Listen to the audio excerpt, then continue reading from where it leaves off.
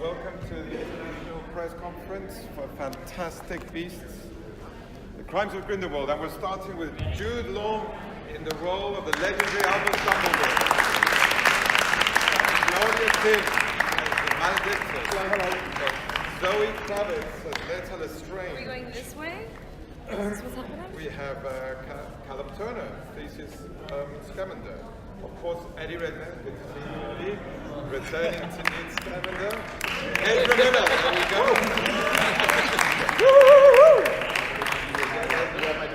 Keep the applause going. At the end of the press conference. Alison Sudol, and then we had Dan Fogler and How are we going to get this here? Okay. All right, babes. Sorry about this. Come in here. Okay, watch your heads as I come down. I'm dead serious. comfy, I would say. But anyway, That's okay. We like each other. Here we go. cozy, I would Coming in here. I would, first of all, congratulate and thank you for being here. Thank you. We're so excited for the second film of the series. We've seen the new trailer, which looks so cool, I have to say. And then we just want to see the movie. But I'm just going to ask a very quick question to all of you, and then I'll open to anybody who would like to ask, and I know many people do. I just wanted to ask a bit about what excited you about coming back, if you have come back to the role, or even you joining this magical world. I'll start with you. Oh, with me. Okay. Well, I love the character J.K. Rowling writes such. This is really loud and echoing. Yeah, she writes such rich and complex characters, and what I really loved about where she took Tina in the second film was that she maintained her duality even as she sort of resolved some of her issues. She's kind of got her groove back at work, but she's still not confident in all areas of her life and is still dealing with some of her personal struggles and romantic struggles. And I just, for Tina, I just love that she's not a strong woman. She has strengths and she has weaknesses, and that just seems a lot more like every human woman I know. And so often with these sort of, in these superhero or magical worlds, and the forceful women are played as simply forceful. I love that duality that J.K. Rowling always provides for Dan, there you are. Same question. Yes, I know you signed. Were you looking forward to coming back to this great character, which you all loved in the first movie? I love playing Jacob. He's very close to my heart. He's like a distant relative or something. And then to be able to continue his journey, I've never been able to do. I've never been in a sequel before, so that's really cool. And his clothes are nicer now. It's great to hang out with these guys again. Yeah, and Paris. Wow. Ooh. Paris. Melissa? It was. Does that work? It either blasts or it doesn't do anything. Where? Hello? Does that work? I think I know how to use one of these. It was wonderful to come back, and it was also, frankly, kind of intimidating in a way because, when we made the first film, we were just, it kind of felt, and I know this is like insane because it's like, it doesn't make any sense, but it kind of felt like we were just making this little film on our own. We had a sense of camaraderie and a sense of protection because nobody knew these characters. They didn't know what we were doing. And then it was very well received, which was wonderful. And then, there comes this pressure of like, okay, well, certain aspects of from even Queenie were really beautifully welcomed. And, how do I keep those things but also let her evolve? And she goes through a very different storyline, which I can't say any just how to maintain an essence of her and also let her grow was a challenge, but it was also really interesting as an actor to explore that and also to allow her to go in directions that she needed to go, even if that was hard as somebody that's like protective over her as a guardian. It was cool. Ezra? Well, look, I mean, when I was in the first one, opera train. When I was in the first one, I thought I had certainly reached a life pinnacle of excitement. I was like, that's it, I've peaked. That was the greatest sex I've ever had. And then, this movie came along, and it's just, the number of connections between this and the Harry Potter universe, which I'm a diehard fan of, it multiplies. And incredibly exciting stuff. I mean, Dan mentioned Paris. We get to see the French wizarding world, and not just Beau Baton. I'm not just talking Beau Baton over here. I'm talking Ministry du Magique and stuff.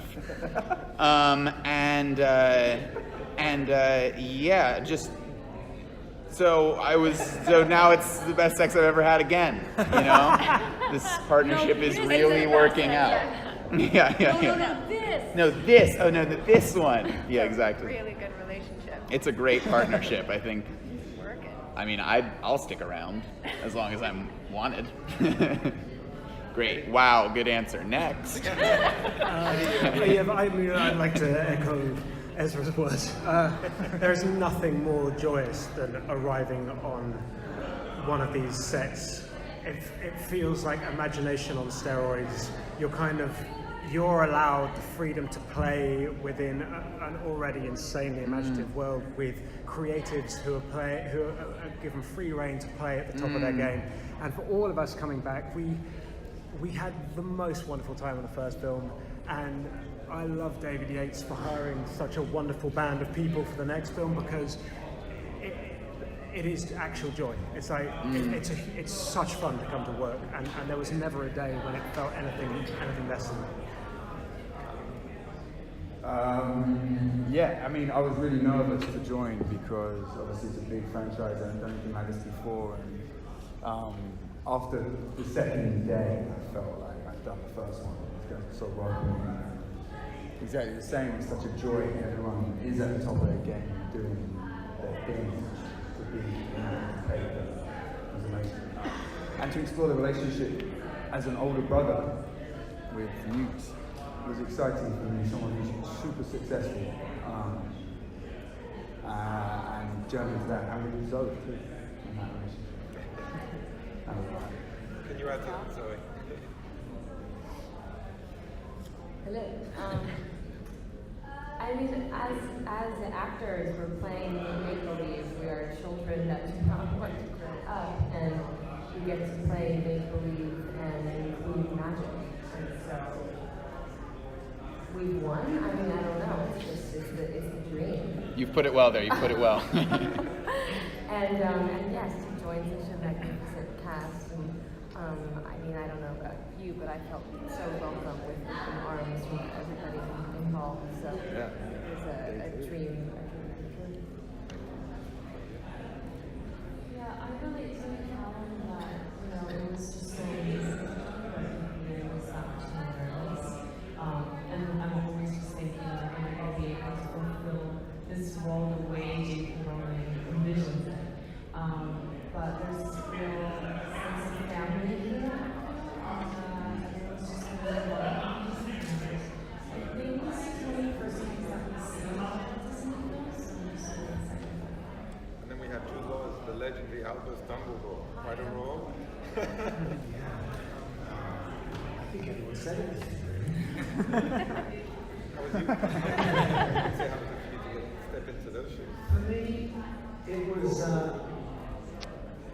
to me, the storytelling abilities of J.K. Rowling is the pace at which she reveals the different changes of characters.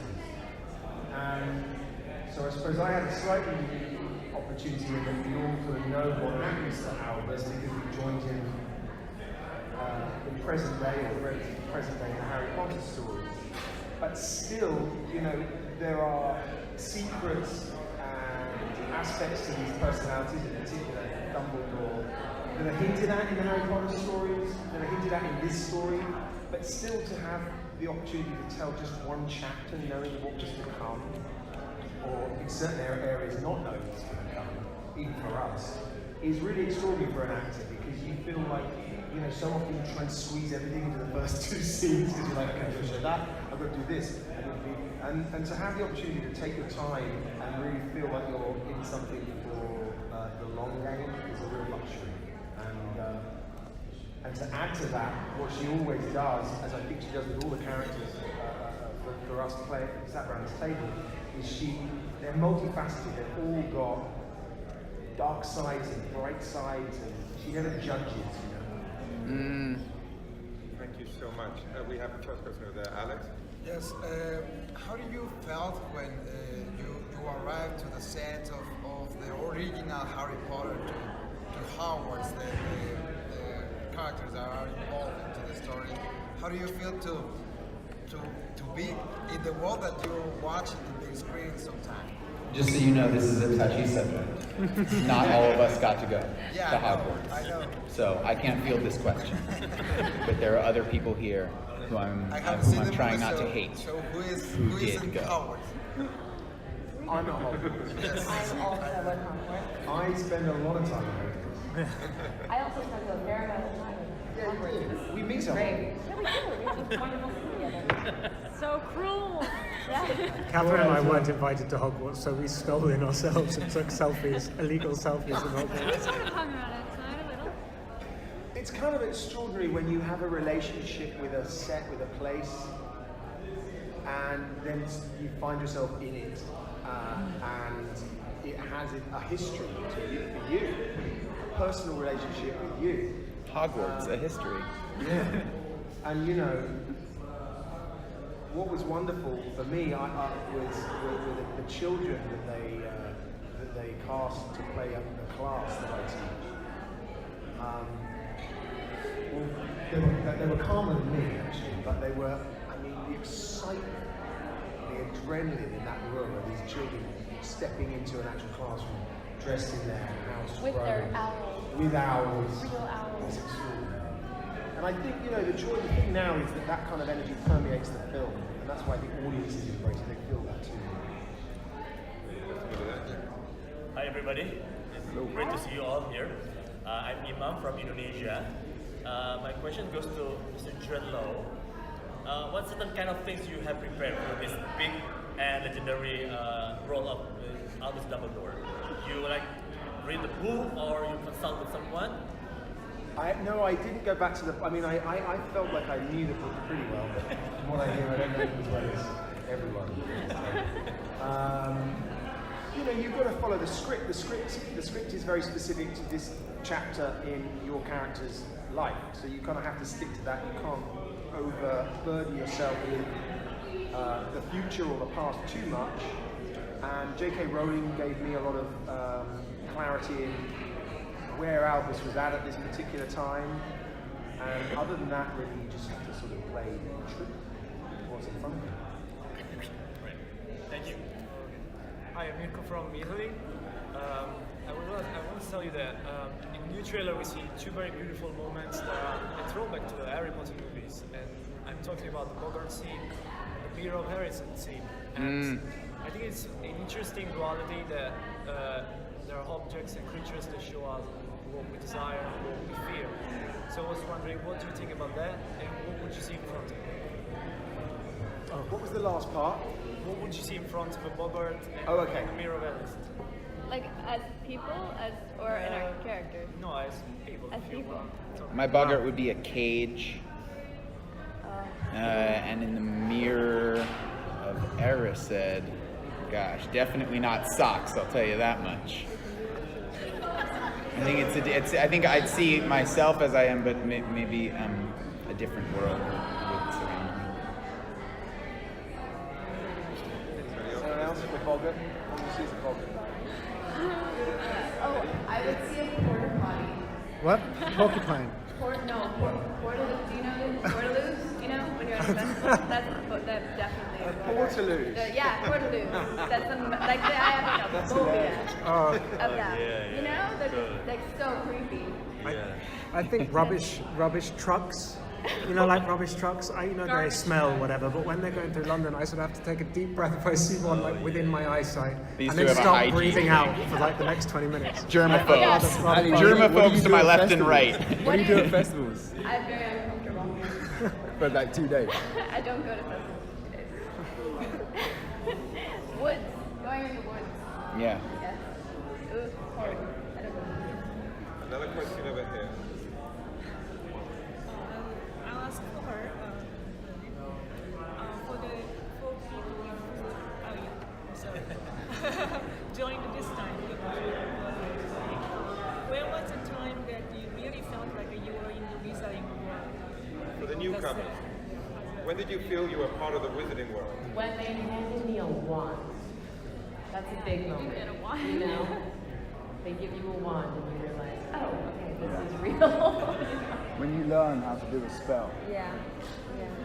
I thought it was like, bang, shit system. Much easier than. I was like, rah! And they were like, no, what's that, man? You're really powerful. Honestly, it really struck me today. I Yeah. feel like, in this particular story, my scenes were with just sort of with one-on-one, so I wasn't in a lot of the group stuff.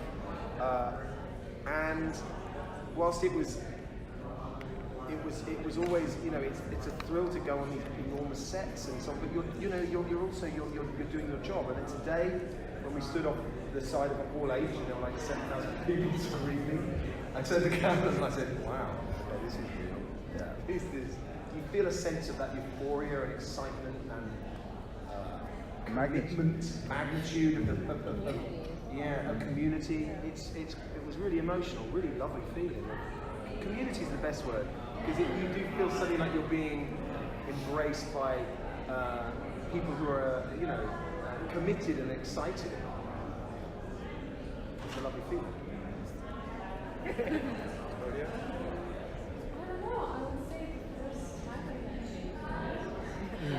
Because just being in her presence was just absolutely amazing. I had never dreamed that I would one day meet her and be part of this film.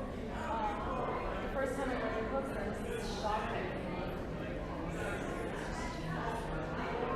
the level of creativity. It's just out of this world.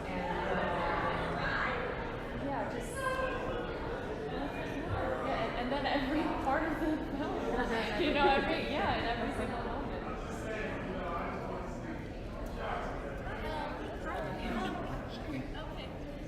I'm Katherine from Brazil. Hi. So the cast of Harry Potter older with those characters. So you also grow old with your characters. Can you talk a little louder? I'm sorry. She says we're getting old. We're getting old. We're aging too quickly. We're all gonna die. We're all gonna die. One day. Yes. Yes. So do you feel any pressure from the fandom that is huge with Harry Potter, delivering a new story, new characters, and everything? That's it. I didn't feel pressure as much as I felt encouragement and determination to do a great job. I think if you look at it as pressure, it can ultimately get in your way. But if you remember that there are millions of people who care so much, you go to work every day with a beautiful intention to follow through that and deliver. And I think part of the thing is also, the aging or changing aspect of it for all of us coming back to the film was, there were certain things like Colleen Atwood, the amazing costume designer, she and I tried various different outfits for Newt. We tried even at the beginning of the film, he's in the British ministry, and we tried putting him in a normal tie, we tried putting him into, and something's just like, no, you can't do that to Newt, you can't. And so we tried experimenting with pushing him from that silhouette. And in the end, we decided to keep certain elements similar, but to shift a sense of maturity. And I think all of our characters did that. That was a really wonderful, subtle thing to try and investigate. For Eddie or Jude,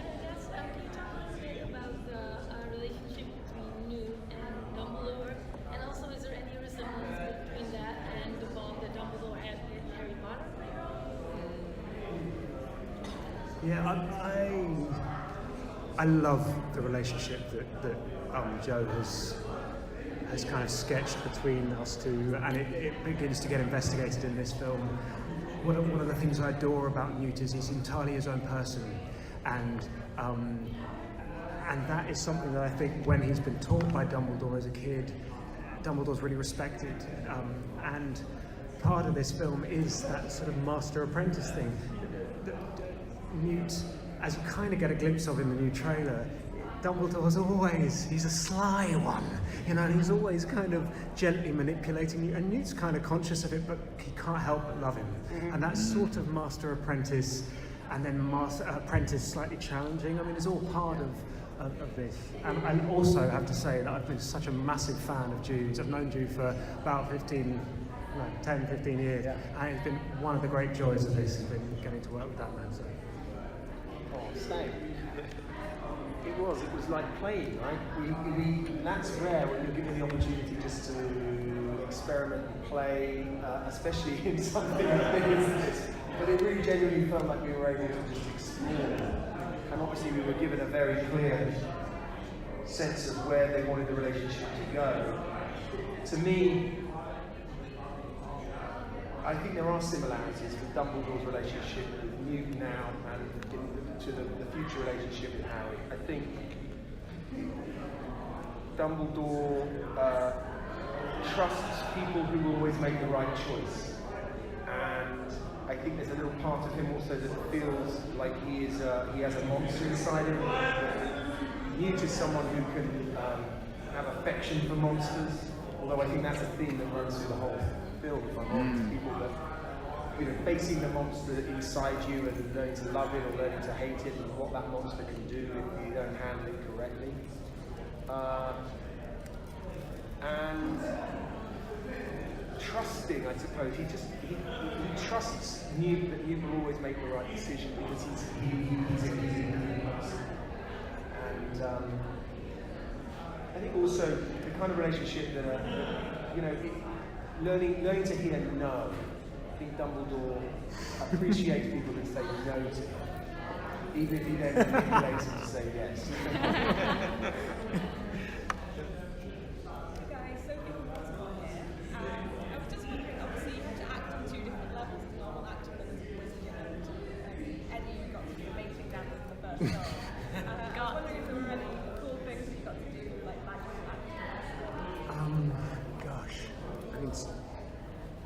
I think of some of the most enjoyable things that we're allowed to talk about.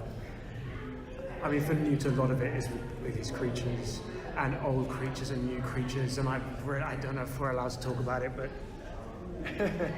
the Niffler is back, as you saw in the trailer, but the Niffler may have babies, and there may be like a sort of world of that going on, and that's the part that I kind of, it's almost the most complicated part because you're acting with nothing or with tennis balls or hacky sacks in that particular, but you also, it's so joyous. It's like, and it was also actually something I enjoyed much more in this film because in the first film I was so worried about it, and actually it was from Dan Fogler, who, I remember Dan and I doing a scene in the case in the last film, and I'd been working on exactly how these creatures moved and was I being intense stuff, and Dan was like, how big is it? But did this kind of extraordinary, it was much more free and improvising with it, and I tried to take a leaf out of his book in this one.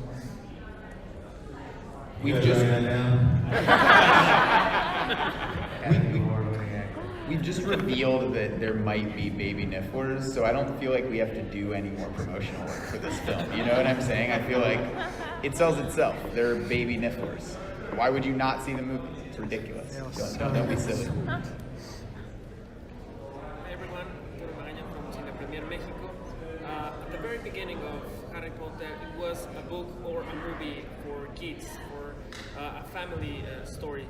Over the years, the story went to darker places, to more growing stories. Now you have the chance to go to different places, to work with very lovable characters, as all of you. And how is the responsibility to go to these places and work in different or darker versions of the stories of Dumbledore or every character that you play in this new era? Well, I mean, it's a real delight, and I think that part of the magic, the very specific magic that only so many of us in a certain generation will really know, is growing up with J.K. Rowling's material. And what's beautiful is how the material has matured with us and sort of risen to meet our ability to process more and more complicated information. And she continues to challenge our perceptions. And this one, I mean, goes even further, I think, than ever before, into terrifying worlds, akin to the world in which we live. What she's always done is I think, walk that really fine line where children feel like they're being talked to like adults, and adults are allowed to be children. And it's a kind of magical place to be, obviously.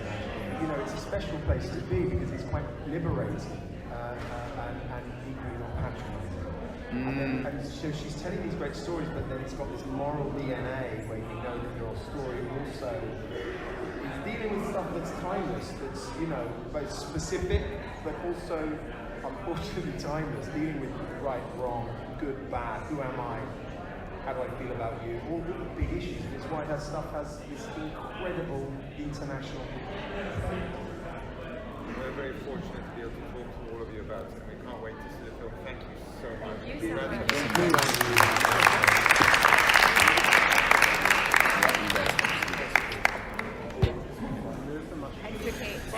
Bye-bye, thank you. I think it was a service.